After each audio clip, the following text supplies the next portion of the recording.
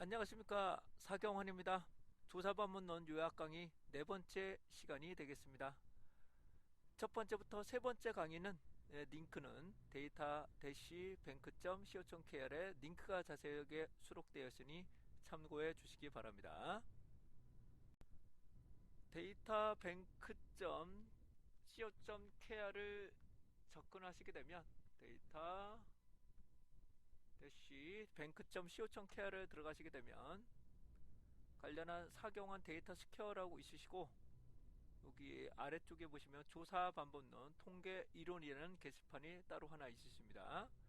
여기서 이제 조사 반복론 이론 파트 게시판을 열어보시면 2020 조사 반복론 요약 동영상 강의라고 게시판이 하나가 있으실 겁니다. 그러시면 해당하는 부분을 보시게 되면 요약할 수 있는 첫 번째부터 여섯 번째 관련한 링크를 살펴보실 수 있겠습니다. 자, 이제부터 강의 시작합니다. 이해되셨죠? 그렇게 보도록 하겠습니다. 대학과 또 다른 게 뭐가 있어요? 대학과 지역단체? 이런 식으로 하는 것, 머리가 딱 그렇게까지 하기 좀 그렇긴 하다. 아무튼 그래서 비교하고자 하는 집단군이 비슷한 범위를 가져야 된다. 이렇게 이해하시면 되실 것 같고요. 최소 변수로 최대한 많은 것을 설명해야 된다. 자, 변수 계속 갑니다. 변수에는 간결성이 필요한 독립변수와 종속변수, 외생변수 이런 것들이 필요합니다. 자, 우선 보죠. 독립변수라는 것은 종속변수에 영향을 미칠 수 있는 원인. 원인 때문에 결과가 바뀌는 거예요. 아셨죠? 원인 때문에 결과가 바뀌는데 얘가 상호 계속적으로 연동될 수도 있습니다. 독립변수가 종속변수 되고 종속변수가 다시 독립이 되고 그래서 종속변수가 상호 연관이 되면 상당히 골치 아프겠죠? 다시 닭이 먼저냐 달걀이 먼저냐, 달걀이 먼저냐 뭐가 먼저냐. 근데 결론은 닭이 먼저라고 아예 결정이 났죠. 닭이 먼저라고 나왔어요. 해당한 부분. 그래서 해당한 부분을 상호 기준점을 잡아놓고 살펴보실 수가 있게 되겠습니다. 자, 외생변수입니다. 영향을 미치는 변수, 외적 타당도 저해 요인, 내적 타당도 조인 요인들을 모두 포함이 됩니다. 다시 한번요. 내적 타당도 저해 요인이 뭐가 있었나요? 그렇죠. 우연하게 나타나는 역사적 요인, 그 다음 시간의 흐름에 따라서 속성이 변하는 성숙 요인, 반복 측정되면 왜곡되는 주시험 조건, 그 다음에요. 측정 도구가 다른 경우, 그 다음에요. 통계적 회귀, 상실, 선발 이런 것들이 문제가 될 수가 있겠죠. 그 다음에요. 외적 타당도 저해 요인은 호손, 대표성, 리바운드, 그 다음에 간접 효과, 상호작용. 상호작용에서 우리는 VIF 기억나시죠? 다중분석성에서 VIF 서로 간의 분산이 크거나 상관관계가 높은 것부터 조금 제외를 시키는 방법을 적용할 수가 있게 되겠습니다. 자, 진행합니다. 그 다음에 제3의 변수들 다시 한번 매개 변수 여기부터 다시 한번 좀 구체적으로 좀 설명하죠. 매개 변수는 뭐라고요? 서로 간의 연결고리를 만드는데 핵심만 다시 말씀드립니다. 독립과 종속 변수의 관계가 좀 있고 독립과 매개 변수의 뭐라고요? 회귀 분석을 통해서 관계가 있어야 되고 독립과 매개 변수를 독립 변수를 놓고 다시 한번 종속 변수 관계가 있어야만 뭐가 된다? 얘는 매개 변수라고 볼 수가 있게 됩니다. 두 번째, 선행 변수는 독립 변수에만 영향을 미쳐야 됩니다. 뭐라고요? 독립 변수에만 영향을 미쳐야 됩니다. 종속 변수에 영향을 미쳐서는 안 됩니다. 종속 변수에 영향을 미쳐서는 우리가 선행 변수라고 보기가 어렵다. 말씀드리고 합니다. 구성 변수는 뭐라고? 하위를 구성한다. 다시 뭐라고요? 하위를 구성하는. 그러니까 리커트 촉도 같은 거죠. 하나의 개념을 측정하기 위해서 뭐라고요? 여러 가지 하위를 구성할 수 있는 변수들. 얘를 수렴 타당도, 판별 타당도를 통해서 여러분들이 잘 판단을 하실 수 있어야 될 것 같습니다. 자, 요인 분석하실 때 각 공통성 기억나시죠? 해당 부분 1요인, 2요인을 제곱을 시켜서 더하면 뭐가 된다? 결정계수가 된다는 거. 한번 계속적으로 가고 갑니다. 자, 허위, 원래 관계가 없는데 관계가 있게끔 만드는 변수들. 이를 투입 제거를 해보면 되겠죠. 해당 부분 변수를 투입 제거를 해보면, 그래서 관계가 있는지 없는지 보시고요.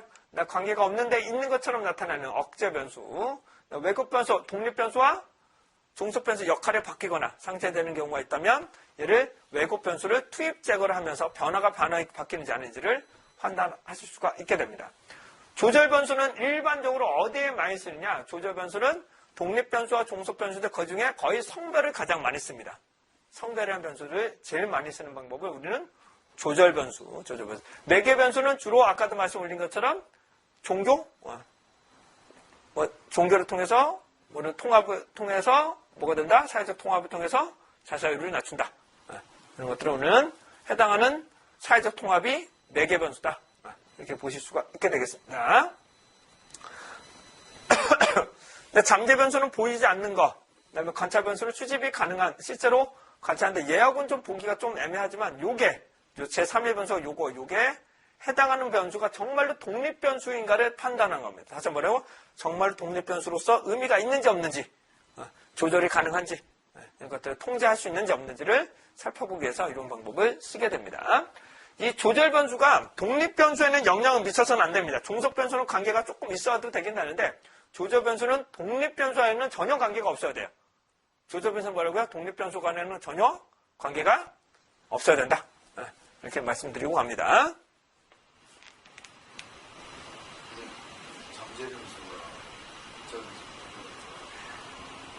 잠재란 그러니까 관찰은 시각과 청각으로 수집할 수 있는 거. 잠재 변수는 우리가 측정 자체가 안 되는 변수들. 그러니까 여러분들 구조 방정식 보시게 되면 여기 놓고 여기다가 이렇게 구름 모양 만들고 막 그런 것들 잠재 변수라 우리가 생각하지 못하는 변수들, 측정이 안 되는 변수들, 이런 변수를 보다 우리는 잠재 변수라고 보시면 됩니다. 관찰이 자체가 어려운 변수들, 이런 것을 잠재 변수라고 합니다. 잠재 변수. 근데 얘는 그러니까 실제로 관찰은 시각과 청각으로 수집되느냐예요. 관찰은 시각과 청각으로 수집할 수 있느냐? 이건 관찰 변수고 안 되는 변수들을 우리는 잠재 변수로 이렇게 살펴보실 수 있게 됩니다. 그래서 우리는 구조 방정식에서는 해당하는 네모칸과 이제 동그라미가 나오는데 동그라미를 일반적으로 잠재 변수로 많이 보죠. 동그라미로. 그래서 얘를 잠재 변수로 놓고 설명하기도 합니다. 이걸 가지고 뭘로 묶을 거다. 이렇게 것들을 보실 수가 있게 되겠습니다. 이해되시죠? 그러니까 측정이니까 추상적인 내용들을 말해요. 해당한 부분 좀 추상적인 내용. 사회적 통합. 이렇게 보기에는 뭐예요? 구체적으로 측정하기가 아직은 좀 힘들잖아요. 사회적 통합이 이념적인 통합인지, 뭐 신체적 통합인지, 뭐 정신적 통합인지, 뭐 이런 것들을 우리가 알 수가 없기 때문에 해당 사회적 통합이라는 것들도 좀 정확하게 측정하기가 좀 어렵죠. 아직까지는 좀 어려운 부분이 되겠죠. 자, 정의입니다. 정의. 정의라는 것은 개념적 정의하고 조작적 정의로 구분됩니다. 개념적 정의는 뭘까요? 구체적인 추상화 정도. 뭐라고요? 추상화 정도입니다. 추상화 정도. 여기서 중요한 거는 뭐라고요? 보이지 않고. 보이지 않니? 왜 나만 그러지? 자, 이렇게 엉뚱한 생각을 하시면 안 돼요. 자, 다시 한번 뭐라고요? 추상적인 내용에 대해서 뭐라고요? 그러니까 보이지 않는 거야. 비가시적이고. 생각나면 안 돼. 생각나면 안 돼. 비개념적인 부분을 좀 더 추상화 정도를 맡는 것을 우리는 개념이라고 한다. 개념은 범위만 결정합니다. 뭐라고요? 범위만 결정하는데 이 개념에는 동일하게 해도 비슷한 경우가 나와야 되고, 그러니까 똑같아요. 과학적인 내용하고 비슷해. 측정을 해도 규격화가 돼야 되고, 뭐 여러분들이 그러니까 어느 정도 차이적 통념상으로 이해되는 수준이 돼야 되고, 그런 것들을 우리는 개념이라고 보시면 되죠. 자, 조작적 정의는 뭐예요?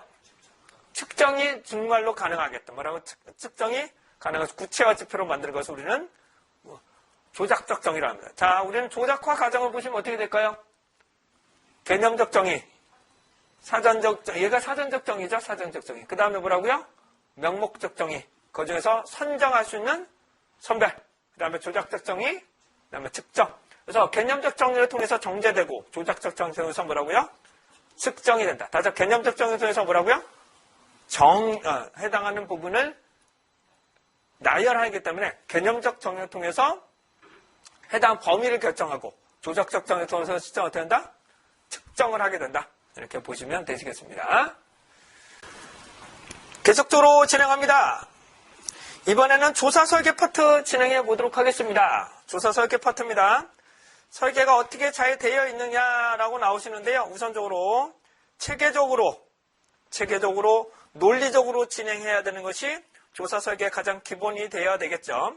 그래서 탐색, 기술, 설명, 통제, 예측인데 통제는 아까도 말씀 올린 것처럼 외적인 유형을 과연 어디까지 제어시킬 거냐, 그걸 가지고 미래를 어떻게 전망할 거냐, 예측할 거냐, 이런 것들을 보실 수가 있게 되겠죠.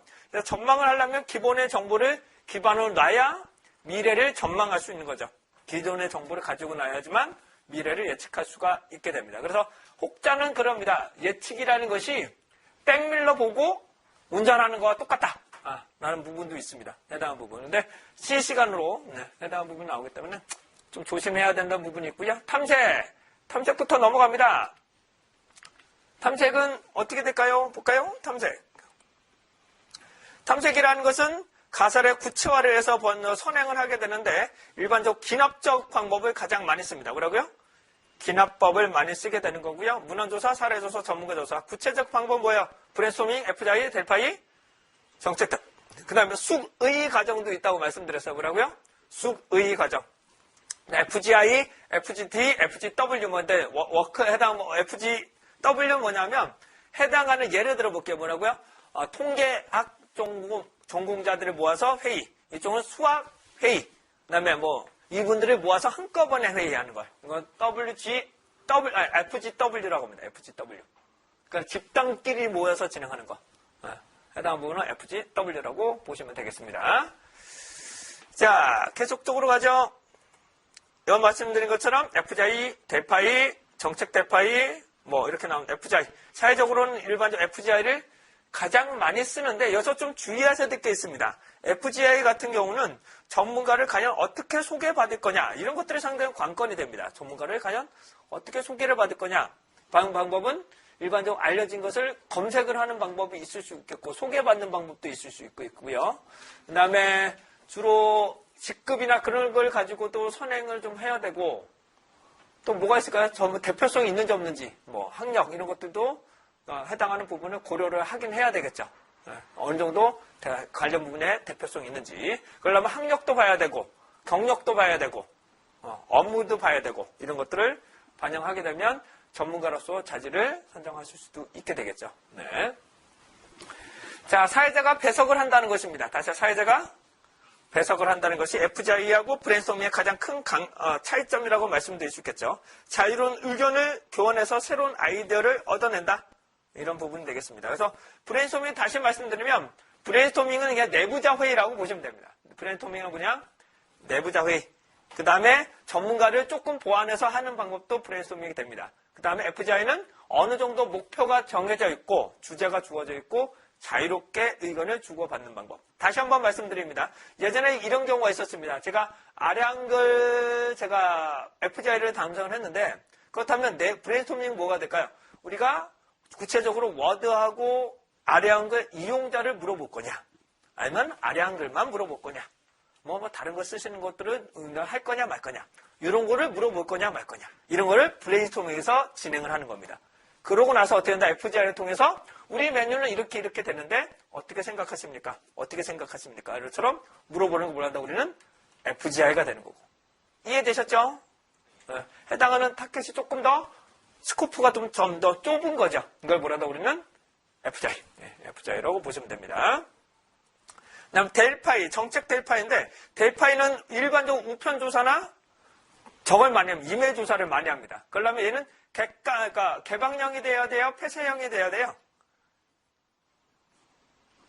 둘 다 되게 좀 일반적으로 전문가인데? 델파인데? 개방형으로 해야죠. 개방형. 그분들의 의견을 자유롭게 수거를 받아야 되니까. 이러는 탐색제서는 가급적이면 개방형으로 합니다. 그러니까 yes, no 이런 거 빼고 해당하는 부분 기하의 의견을 써주세요. 이런 것들은 충분한 여유 공간을 좀 많이 넣습니다. 자, 그래서 이런 경우도 합니다. 이런 경우 용량을 따지고자 합니다. 어떻게 쓰시면 되겠습니까? 이미지 사이즈로 해야 된다, 크기로 해야 된다, 바이트로 해야 된다, 이런 여러 가지 의견이 있을 수 있잖아요. 근데 그림의 하나의 바이트가 과연 우리의 바이트하고 똑같은 걸 볼 수 있느냐 없느냐, 이런 것들도 주고받으면서 여러분 보실 수가 있게 되겠죠. 이래서 뭐란다? 우리는 델파이 기법들을 많이 쓰게 됩니다. 그리고 다시 한번 얘를 수렴해서 누가 응답했는지를 모르게끔 만들고 다시 한번 보내주는 거예요. 그래서 피드백이라는 것이 상당히 중요한 부분으로 보실 수가 있게 됩니다. 정책 대파에는 자 1차적으로는 내부자를 이해를 하고 참석자는 외부자로 하는 것을 수집을 하는데 반드시 그러니까 1차는 공통적인 주제를 가지고 있는 사람들을 하지만 2차는 관심이 없는 사람들이라도 그 이수를 위해서 참석하는 분들도 오실 수는 있겠죠. 네, 약간의 차이점 범위가 약간 달라진다. 이렇게 말씀드릴 수가 있게 됩니다. 얘는 종합, 여기서 나오는 건 다시 한번요. 사례조사와 문헌조사를 섞어다가 이런 조사를 하실 수도 있는 거예요. 다시 한번 뭐라고요? 브레인스토밍을 할 때 뭐라고요? 문헌조사와 사례조사를 섞어서 브레인스토밍을 할 수 있는 거예요. 이게 어떤 말씀인지 아시겠죠? 자, 문헌조사한 거 얘기해봐. 사례조사한 거 의뢰해봐. 브레인스토밍을 의견을 하는 거죠. 이런 것들을 종합적으로 진행을 할 수 있는. 얘는 해당하는 기법이고 얘는 방법이에요. 다시 말해 기법이고 얘는 뭐라고요? 방법. 방법이니까 해당은 FGI를 하겠다 하더라도 검문자하지만 우리는 사례는 이렇습니다. 먼저 설명드리고 할 수도 있고 이런 방법을 병행할 수도 있게 되겠죠. 그 다음에 숙의 과정 있다는 거 말씀드리고 갑니다. 계속적으로 가겠습니다. 자, 그 다음에 기술입니다. 기술은 현재사항을 요약하고 묘사하기 때문에 우리는 기술통계학이라고 그러죠. 그래서 우리는 기술통계학이라고 해서 어떤다? 우리는 평균하고 표준 편차 정도까지만, 빈도 분석까지만 딱 표현하는 걸 뭐란다? 우리는 기술통계라고 합니다. 현재사항을 그냥 요약하고 묘사합니다. 평균 차이 검정하지 않아요. 평균 차이 검정하는 게 아니에요. 기술통계에서는 그냥 평균과 분산까지만 구합니다. 평균과 분산까지만 딱 구하는 거. 해당으로 차이 검정도 할 수도 있긴 한데만 원래 목적은 뭐라고? 평균과 분산까지만 구해요. 유의성이 있느냐 없느냐까지를 기술이라고 보기엔 조금 어려운 부분이 있습니다. 조금 이 중간 단계라고 보시면 되겠죠. 설명, 인과관계 바로 직전 단계 이 사전 검증을 보실 수가 있게 되겠죠. 자, 횡단조사와 종단조사입니다. 횡단은 뭐라고요? 한꺼번에 조사하는 거. 종단조사는 뭐라고요? 지속적으로 조사한다는 거죠. 지속적. 여기서 말하는 것은 지속적이라는 것은 1년 내내 반복적으로 측정한다는 것입니다. 1년 내내 뭐라고요? 계속적으로 주기적으로 반복적으로 측정을 한다는 거죠. 아까 2018년도 문제를 보시면 뭐라고요? 1년에 한 번 정도만 한 달만 조사한다는 것 자체도 우리는 종단조사라고 보기가 어렵고 조사 대상자도 어떻게 된다는 거예요? 동일하지 않는다는 것이 상당히 문제점이 될 수가 있겠죠. 그 다음에 종단조사면 질문지가 동일한 상태에서 반복 측정을 하는 것이 목적입니다. 가장 뭐라고? 질문지가 동일한 상태에서 뭐라고요? 반복 측정한다는 거. 그게 종단조사의 가장 큰 핵심이다. 말씀드릴 수 있겠습니다. 종단조사. 근데 연차별로는 조금 달라질 수 있겠죠. 1차 년도와 2차 년도, 3차 년도는 조금씩 개정될 수는 있을 겁니다. 개정될 수는 있지만 해당 부분 종단조사는 흐름을 보는 게 목적이다. 흐름을 보는 게 목적이 되겠습니다. 네, 실제로 종단조사를 하는 경우가 그렇게 많지는 않아요. 비용과 시간이 너무 많이 들기 때문에 종단조사를 마음대로 쓰기가 매우 어렵습니다. 근데 전수조사하고 이거 비교하시면 안 돼요. 전수조사와 기술적 조사하고 이런 거 횡단이나 종단이나 비교하시면 안 됩니다. 좀 접근 방법이 완전히 다르다고 보셔야 돼요. 그건 표본 추출 방법이니까. 그거는 조금 다르다라고 보시고 가시면 되겠습니다. 네. 골치 아프더라고요. 전수조사는 종다니까 횡다니까. 골치 아프더라고. 네. 그냥 전수는 전수예요. 네. 패널 추세 코어트 되셨죠? 패널 추세 코어트 패널은 아예 고정시켜 놓고 근데 가장 1대1로 조사할 수 있는 것을 패널이라고 한다. 자, 강점은 뭘까요? 패널의 강점은 변화도 하지만 자기가 응답하겠다고 동의한 사람들이니까 자발적으로 동의를 구한 사람들이니까 개인정보나 그런 것들을 조금 무난할 수 있을 것 같죠. 근데 대표성도 문제겠지만 그러니까 강점은 그렇게 되고 그 사람에 대해서 변화되고 대표성이 문제야 언제든지. 패널을 하게 되면 이 사람이 정말로 대표할 수 있느냐 없느냐 이런 것을 뭐라고요? 이 사람 그 집을 계속적으로 가구 조사를 하는데 이 가구가 정말로 이 여기서 대표할 수 있는 사람인지 아닌지 우리가 판단할 수가 없어요. 이런 것이 패널 조사의 가장 큰 한계점이 될 수가 있게 됩니다. 자, 근데 얘는 동태적인 흐름을 본다는 거. 그 다음에 주시험 효과, 상실 이런 것들이 상당히 문제점이 될 수가 있겠죠. 그래서 대체를 만들어놔요. 그래서 뭐라고요? 대체 집단. 그러니까 20대의 남성